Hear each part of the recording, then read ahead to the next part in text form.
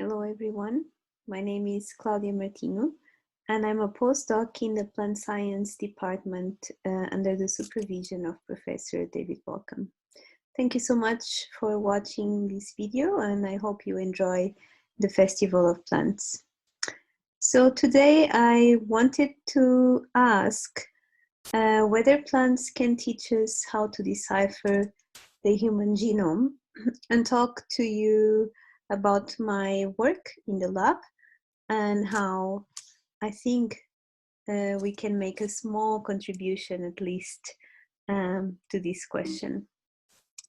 So first of all, I wanted to briefly mention Gregor Mendel, who was a monk and a botanist that was very passionate about plants.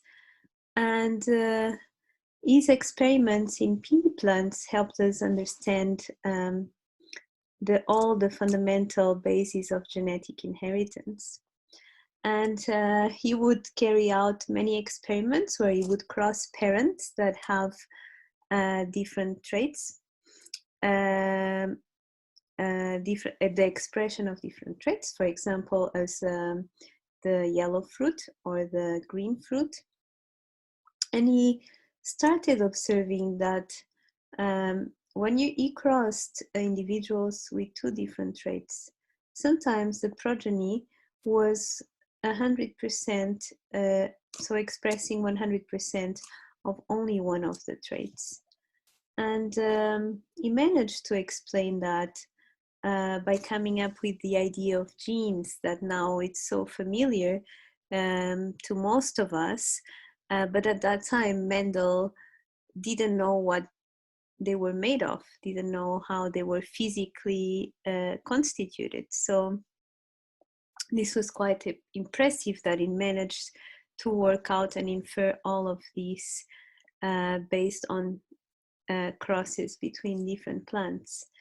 So what explained that all the progeny displayed only yellow color was that the yellow color was dominant and the green color was recessive. And recessive means that the trait will only be expressed if you have two copies of that gene. So you could draw what we call in biology a Punnett, or genetics a Punnett square, but basically it's just writing down all the possible combinations of the genes and the specific copies that the progeny will inherit. So what was happening in the example I was showing you is that the progeny of the yellow and green pea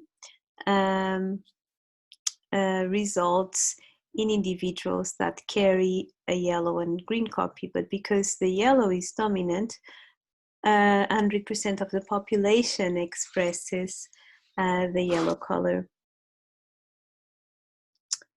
So much later, actually in Cambridge, people found that genes were physically made of DNA, and that DNA was made of these building blocks, and there are 4 types of building blocks, so T, A, C, and G. And if you would read this sequence of the building blocks, how they are aligned, you could just write them down, like if it was a word or a big sentence. And if this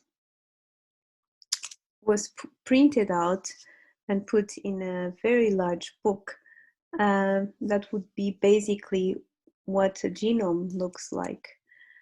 For example, the human genome has, if it was printed, it would have approximately 262,000 pages.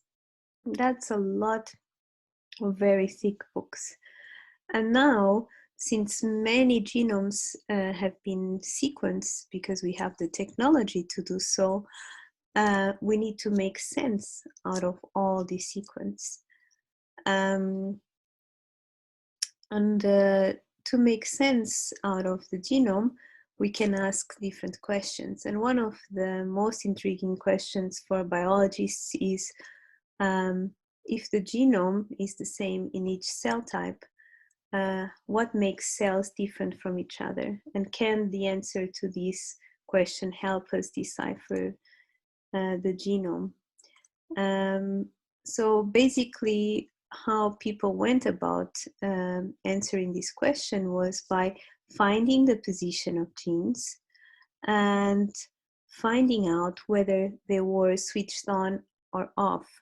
And basically, when they are on, people say they are expressed because they are producing then the function.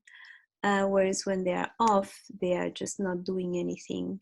And if you have many genes in your genome, you can imagine that you have endless combinations of genes that might be on and off. And essentially, that's what gives rise to different cell types. And this idea has opened up the field of gene expression, which is the field we study in our lab. Of course, as you may imagine, this is much more complicated than this, and there are multiple mechanisms that enable to switch genes on and off. We still don't know all of them, and we still don't fully understand all of them. So there's a lot of work to be done there. But in our lab, we are interested in what we call epigenetic modifications, which are very intriguing chemical modifications that are attached to the DNA without changing their sequence. And that's why they are so interesting, because you have the same sequence, but a different expression of a gene due to the epigenetic modification. And when you attach these molecules close to a gene, basically you cause the gene to be silenced or switched off. And that's what I'm studying in tomato plants. So I'm studying this beautiful example in which a particular gene that encodes for the green leaf color is active in the green tissue.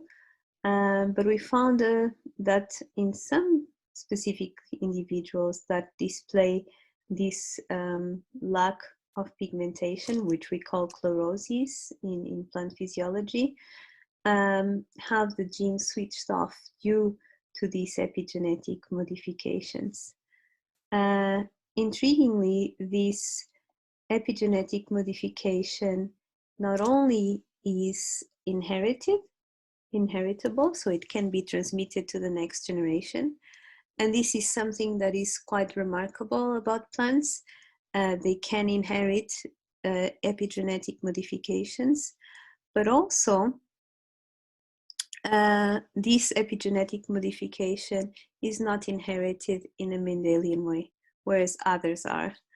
And that's quite interesting.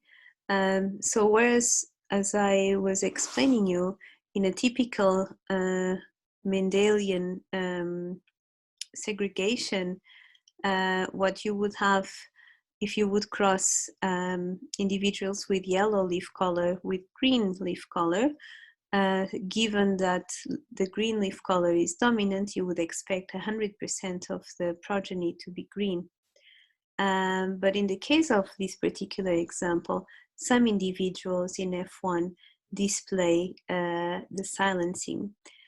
And we don't fully understand what's happening here, but the assumption is that there is some kind of communication between the copy that was inherited from mother and the copy that was inherited from the father. And this is true if you do the cross the other way around. And that's exactly the aim of my project. I'm trying to better understand what kind of communication is occurring at this level and how are these epigenetic modifications maintained across generations.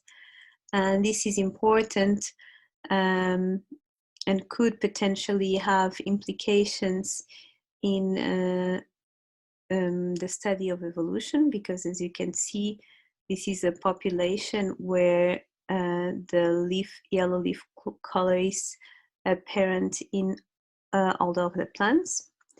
And the progress we have been making is that we are finding particular tomato plants that can suppress these so-called chlorosis or yellow leaves.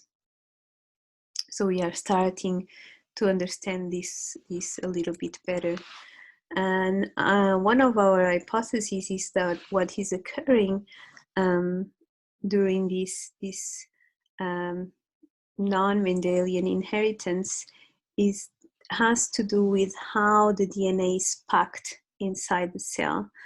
And we are testing whether in the active allele, in the tissue that is expressing chlorophyll and the green color and has the gene that I mentioned before active, the mother and father copy of the gene would be quite far apart, whereas in the silence tissue, we speculate that they might be physically close and facilitate the transmission of these epigenetic modifications. So this is quite a novel and exciting field to explore, and it brings the three-dimensional confirmation of DNA into the picture, which we now in biology start to have evidence that can influence gene expression. So just to recapitulate, the fundamental laws of genetics were first established using plants as model organisms. Plants can carry epigenetic modifications, so modifications that are independent of the DNA sequence. And these modifications have the potential to alter Mendelian segregation. And we think that this alteration could be due to how the DNA is packed inside cells and the nucleus in particular. But above all, I hope I could convince you that we can learn many, many important and fundamental principles of biology by studying plants. So not only they give us food and many other fundamental materials for our existence and survival, but also they provide fundamental knowledge about biology, and in this case, genetic in particular. So thank you very much for listening.